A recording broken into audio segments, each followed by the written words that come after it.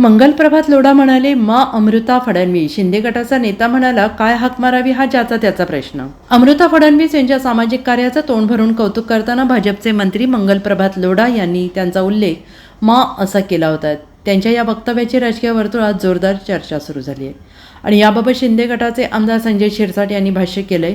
त्यांनी म्हटलंय की मंगलप्रभात लोढा यांनी कोणाला काय म्हणून हाक मारावी हा ज्याचा त्याचा प्रश्न आहे आणि या विषयावर शिरसाट यांनी अधिक बोलणं टाळले. ते बुधवारी छत्रपती संभाजीनगर येथे प्रसारमाध्यमांशी बोलत होते आणि यावेळी संजय शिरसाट यांनी महायुतीच्या विधानसभा निवडणुकीतील जागा वाटपाबाबत भाष्य केलं. त्यांनी म्हटलंय की गणपती विसर्जन झालेलं असून आता 2 दिवसात महायुतीच्या जागा वाटपाच्या चर्चेसाठी बैठका सुरू होतील. कुणी किती जागा लढवायच्या आणि यावर चर्चा आणि नावे जाहीर होणार आहेत. नेते या सगळ्याबाबत घोषणा करणार आहेत. मजबूत सरकार आणण्यासाठी महायुतीचे प्रयत्न सुरू आहेत. मला वाटतं एकनाथ शिंदे मुख्यमंत्री व्हावेत, मात्र कोण मुख्यमंत्री होणार हे सर्व वरिष्ठ नेते ठरवतील, असं संजय शिरसाट यांनी सांगितलं आहे. उद्यापासून या बैठकांना सुरुवात होईल.